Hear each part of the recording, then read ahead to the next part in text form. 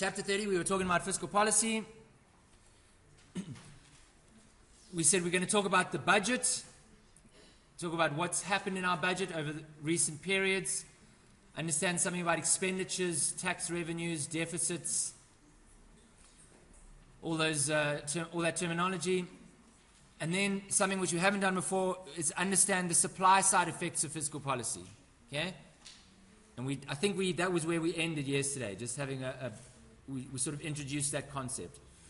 And then the final thing is also just talking about fiscal policy and how fiscal policy can be used to achieve some sort of objectives such as fighting a recession. But we've already kind of dealt with that in previous content. We'll just talk a little bit more about it today. So the national budget, we saw some figures. This was the latest that they had here was the 2012 figures.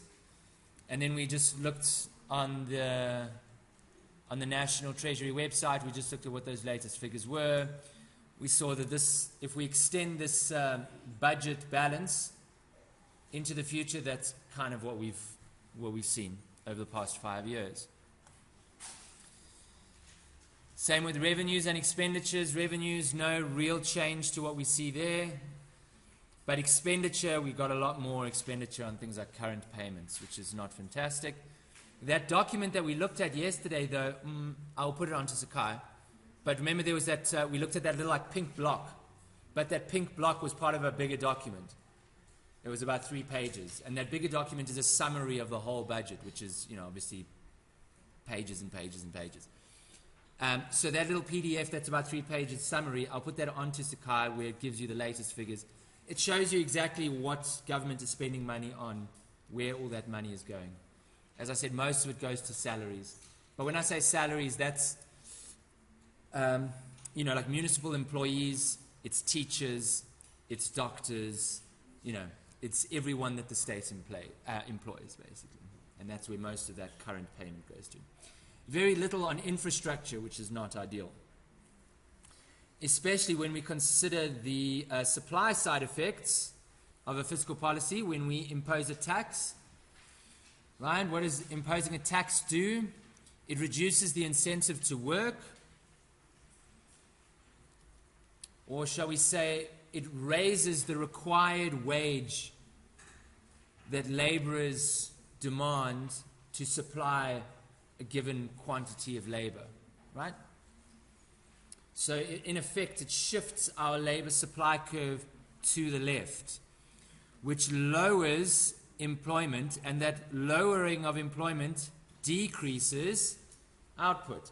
But remember, this is long-run output that's changing here, right?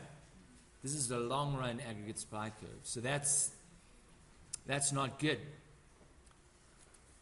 Despite the fact that the taxes can have this negative effect, what I had suggested was when government takes that tax money, of course it injects it back in through government spending, right?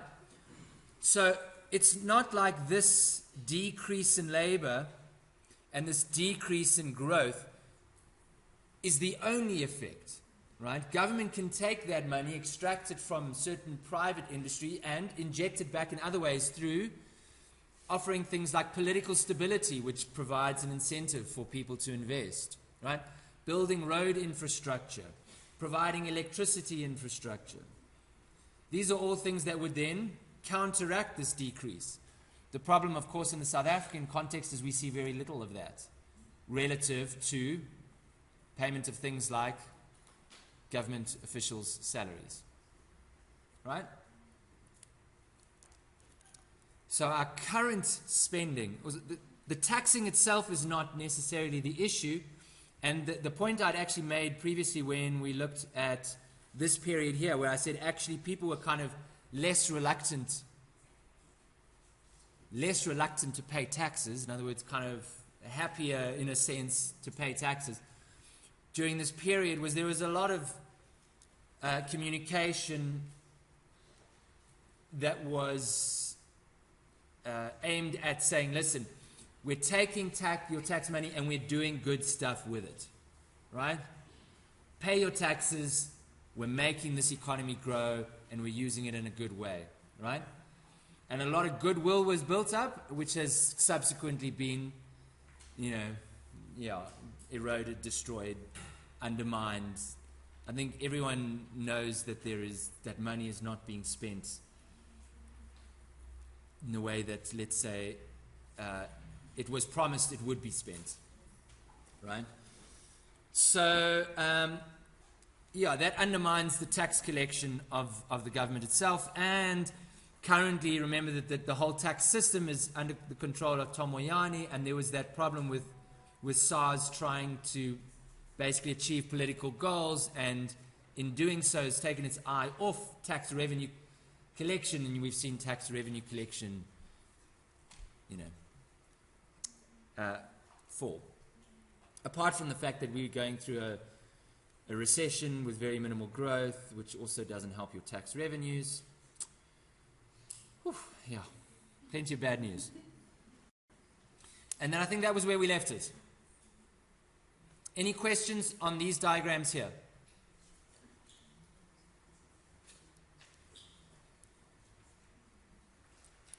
No, we happy? We're moving on. Fantastic. So just to reiterate, when we have taxes, right, even if we tax expenditure, right, in other words, we don't need to necessarily tax income directly. We can also tax expenditure. Even when we tax expenditure, we end up with this thing here, this gap between where labor supply would be without a tax and where it is after the imposition of a tax. This is called the tax wedge. So even if we tax expenditure, we end up with a tax wedge on the supply side. So the tax wedge that we have considered is only part of the wedge that affects the labor supply decisions.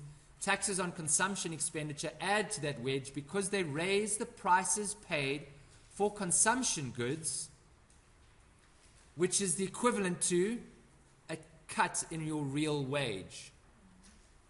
Right?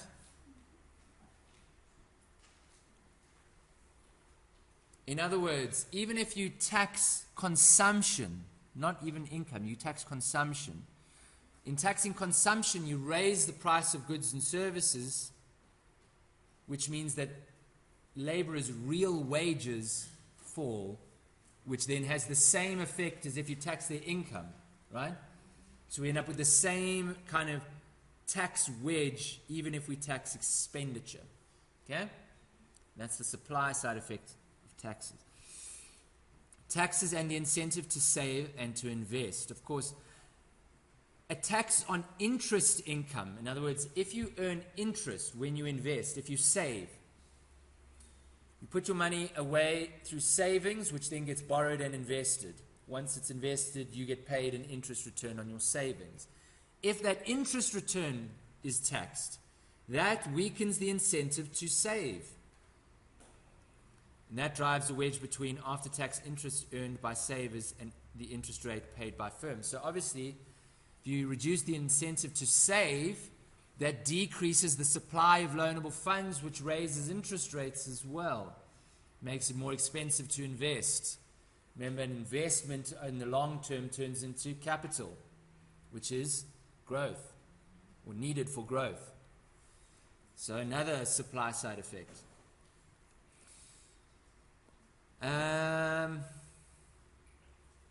And then we've discussed those other 2 points there as well. Oops. So effect of the tax rate on the real interest rate, what we've just described, savings, supply of loanable funds, which comes from savings. Once you add in a tax, decreases the supply of loanable funds. Okay? So the real after-tax interest rate influences investment and savings plans. This subtracts the income tax rate paid on interest income from the real interest rate.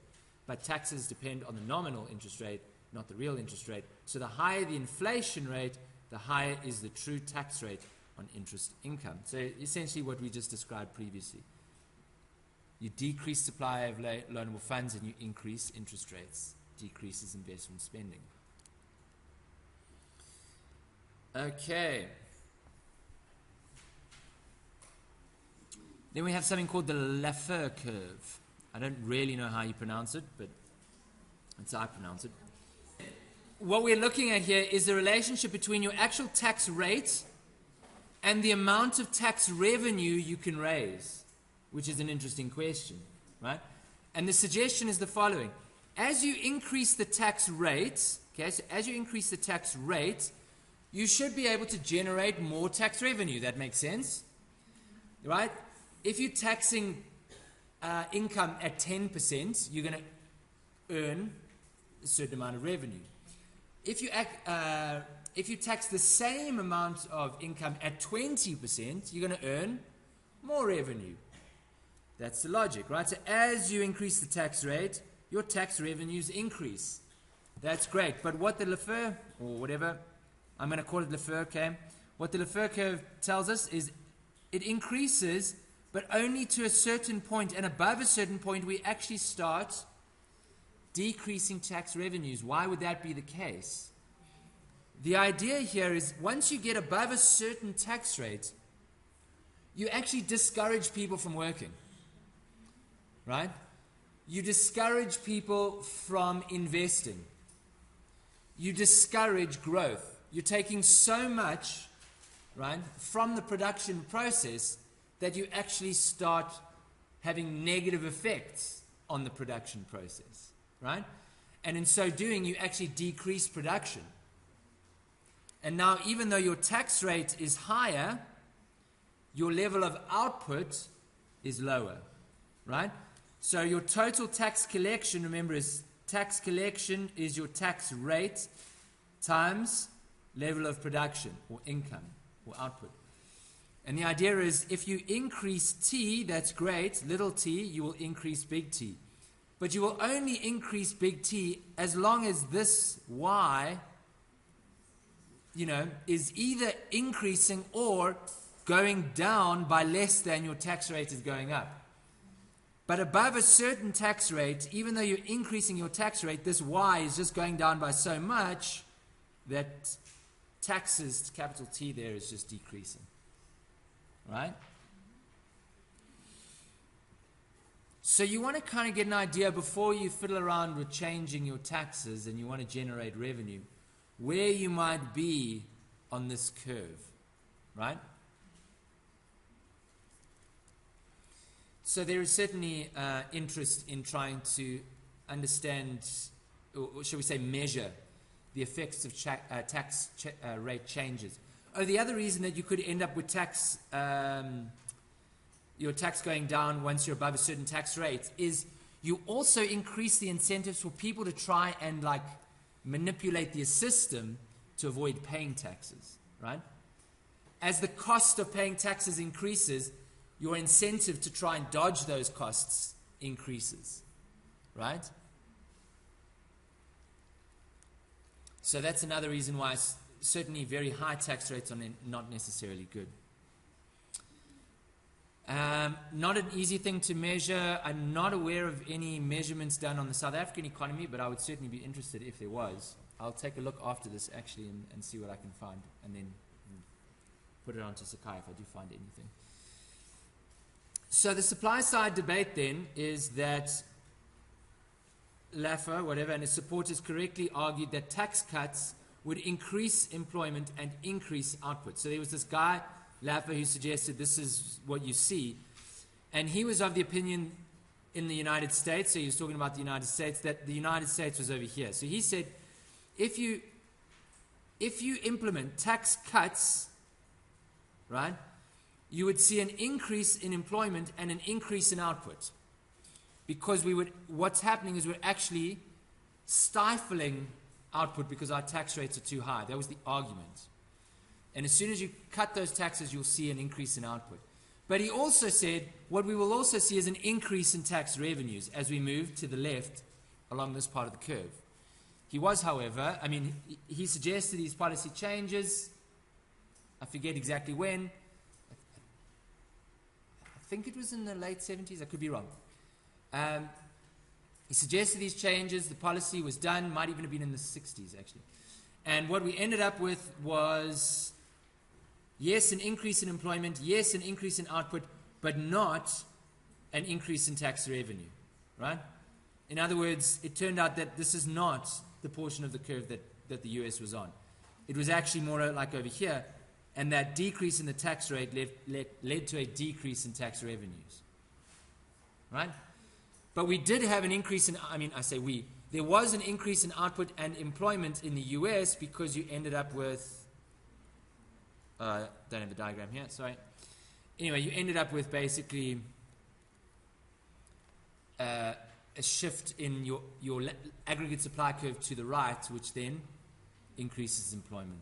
A shift in your aggregate demand curve to the right, which increases employment. Okay? Yeah. So, we know that government intervention can have effects in the economy at an aggregate level. And we can use fiscal policy, therefore, to increase production as well as employment. And there's something called an automatic fiscal policy, which we're now going to introduce. And an automatic fiscal policy is different to a discretionary fiscal policy. So we've got automatic versus discretionary. And an automatic fiscal policy is triggered by the state of the economy. In other words, when there are changes in price levels, when there are changes in output, when there are changes in the economy itself, what we see is that fiscal spending and fiscal revenues change. And that's called automatic fiscal policy, which is different to a discretionary fiscal policy, which is the kind that's initiated essentially by government itself. So government decides, we're going to increase spending on education. Regardless of what the economy is doing, we want to increase spending on education. That is called discretionary fiscal policy. It's at the discretion of the policymakers. It's discretionary. Automatic fiscal policy is not at the discretion of the policymakers. It happens automatically, whether government wants it to happen or not. Okay? So how can we have these two different types? Let's take a look. First of all, let's look at automatic changes in tax revenues. What happens when real GDP decreases in a recession? If you have a tax rate. Okay, remember our equation? If you have a fixed or some tax rate and Y decreases, what happens to tax revenues? Tax revenues decrease, right? So there will be an automatic change in tax revenues when output changes. In other words, when GDP decreases in a recession, wages, profits, and everything else falls, so tax revenues fall. Something else happens. What about government spending? When the economy expands, unemployment falls, which means that the number of people that are experiencing economic hardship and essentially claiming unemployment benefits, for example, from the government, will fall. Yeah? Increase in employment, less people claiming unemployment benefits. Which means that government spending on these programs necessarily decreases. Yeah? Of course, the opposite is in effect. When the economy is in a recession and unemployment is high, government spending on unemployment benefits necessarily increases. More people start claiming benefits. Government has to start handing out more money in unemployment benefits, which increases government spending. So what we end up with, let's just take a look here. GDP decreases, and what happens to taxes? So Y decreases, and that means taxes decrease. Okay. What have we got here? Y decreasing, leading to government spending increasing. Okay. But we know that something that's like an increase in government spending, if we're in a recession, what is one of the things that government can do to help get us out of a recession? It can increase spending. What's another thing that it can do to try and help us get out of that recession? It can decrease taxes, right? So we enter into a recession. Two things government can do. It could increase spending. That would help get us out. It could decrease taxes. That would help get us out. But what do we see happens in the economy automatically without even government needing to get involved and make decisions through parliament and have discussions and sign bills and all those other things? Decrease in output, decrease in taxes. Automatically stimulating the economy. Decrease in output, increase in government spending, automatically stimulating the economy. So this is essentially automatic stimulus to our economy. Because government revenues fall and expenditures increase in a recession, the budget provides automatic stimulus, which immediately lessens any recessionary effects. Yeah? Obviously, the opposite is true when the economy is in an expansionary phase, revenues rise and expenditure decreases, in which case the budget is automatically providing a sort of a buffer against any excessive aggregate demand growth, right? Which is what I was saying yesterday, is what Trevor Manuel was talking about when he said, listen, we've entered into this situation over here. We've entered into this situation where we have a budget surplus because our economy is doing well, right? This is an automatic process. This is as a result of good times. And in the good times, you don't now increase government spending. Okay? We keep that for the bad times. And Kasatu disagreed. Kasatu was wrong. So that is the difference then between an automatic fiscal policy change and a discretionary fiscal policy change. We've seen what an automatic fiscal policy change looks like.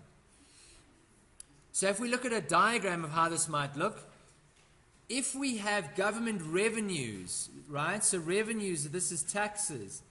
If taxes are not lump sum, but in fact come from a tax rate, then as real GDP increases, as Y increases, taxes increase, which means we have an upward sloping tax revenue curve. Okay? Usually we consider government spending as being exogenous. We just say government spending is some fixed amount. Doesn't change in terms of the level of output. If government spending was a fixed amount, well then we would just have, say, government spending looking like this, a flat line, right? That would be just some fixed level of government spending. But as we've seen, government spending can also be downward sloping. In other words, as GDP increases, the level of government spending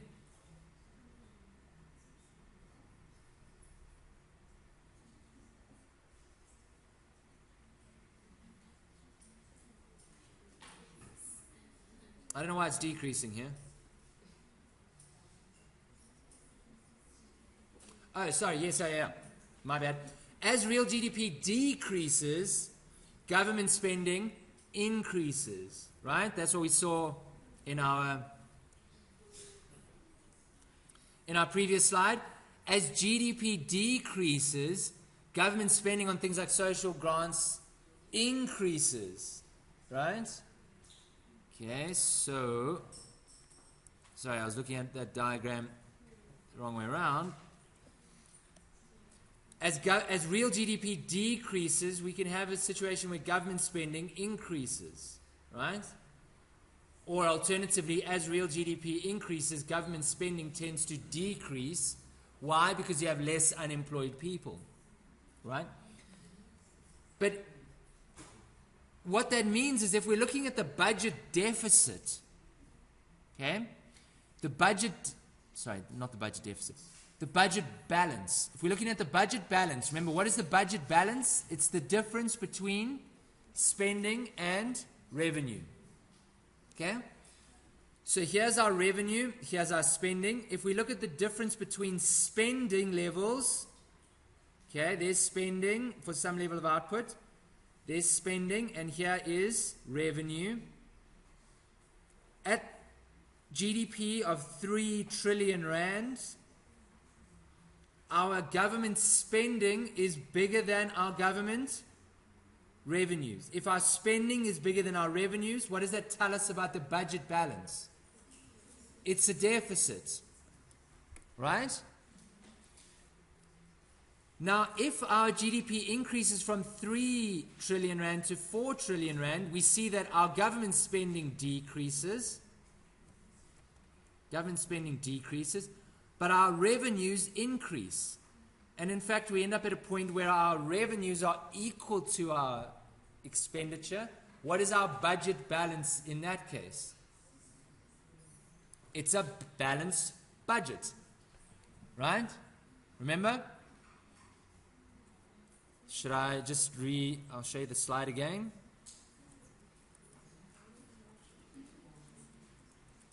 Remember our budget balance?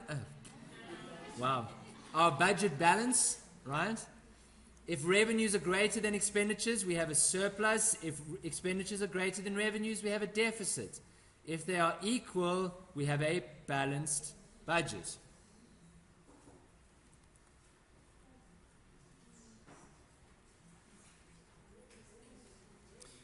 So what we are doing here is we're looking at that diagrammatically. Okay, that's the same. We're looking at how our budget can change. Now here we see that this budget can change just by change in GDP, change in the level of GDP, right?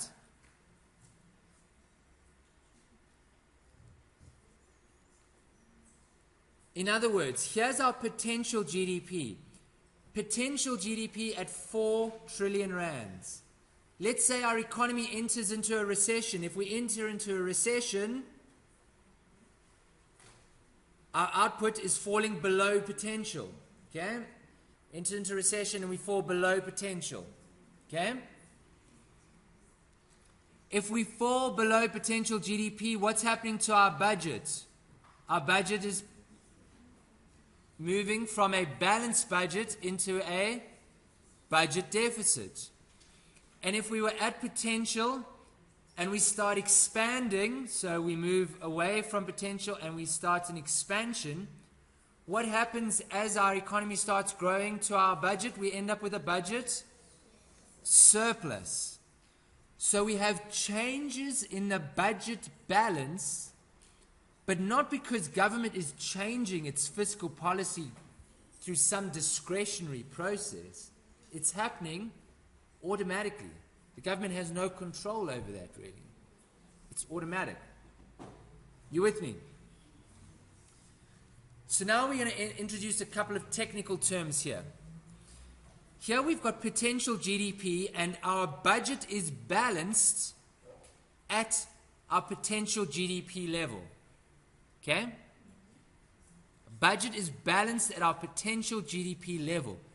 What we're saying in that instance, the way we would describe that, is by saying we have a structural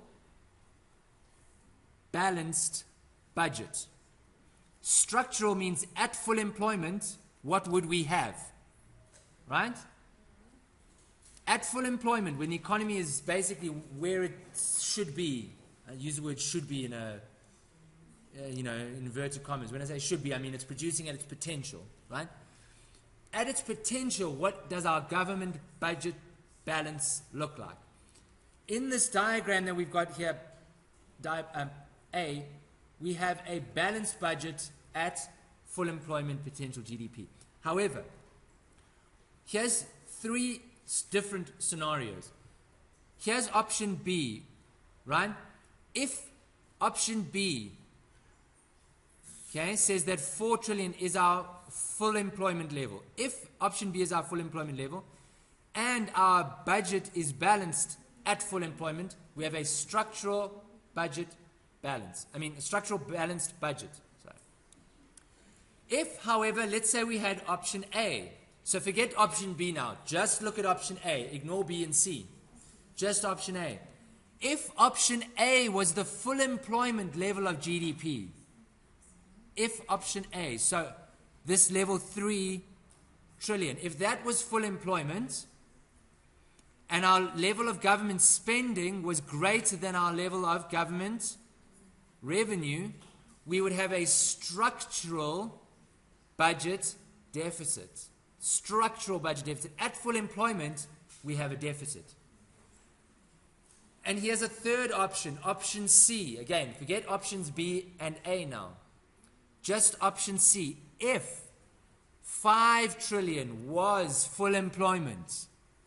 Okay, so here we're saying if 4 is full employment versus if 3 is full employment versus if 5 is full employment. So each of these are different scenarios. If 5 was the full employment level, we can see that the government's planned revenues are greater than its planned outlays. So at our potential, we would have a structural surplus. Government would be collecting more revenue than what it would be spending. We would have a surplus. A structural surplus, because that's the amount, that would be the budget balance if we were at full employment. These structural surpluses and structural deficits are different to what we described in our first diagram A, which was a cyclical deficit and a cyclical surplus. In option A, we said, imagine at the full employment level of output, we had a balanced budget, and we moved away from that level. What do we end up with? We end up with a deficit or a surplus, but because we are away from full employment, right? Then we have not a structural, we have a cyclical deficit, or we have a cyclical surplus. Okay? Now we could end up with, just to make the whole situation a little bit more complicated, and I'll just let you work it out in your own time. But bear this in mind. Imagine we have a situation here like C. Okay? So C is our full employment level of output. Okay? So ignore A and ignore B. What we're dealing with is revenues, outlays, and full employment at C. Imagine full employment is at 5, but we're actually at 4. We're actually at 4. We would have a structural surplus, but what would the actual budget balance be? The actual budget balance would be a balanced budget, right? A balanced budget, but with a structural surplus. Yeah? Take a moment to let that sink in. Yeah? If we were at full employment, we would have a surplus, a structural surplus. But we're not at full employment. We're actually at 4, okay, which we've already said is less than full employment if we're treating 5 as full employment. The level of GDP is actually 4, which is below full employment. Because we are below full employment, our government expenditure has increased, yes, and our government revenues have decreased. So our actual budget balance is a balanced budget. We have no cyclical surplus and no cyclical deficit. We have a cyclical balanced budget, but we actually have a structural surplus as well. Like I say, I will let you take that home and think about it.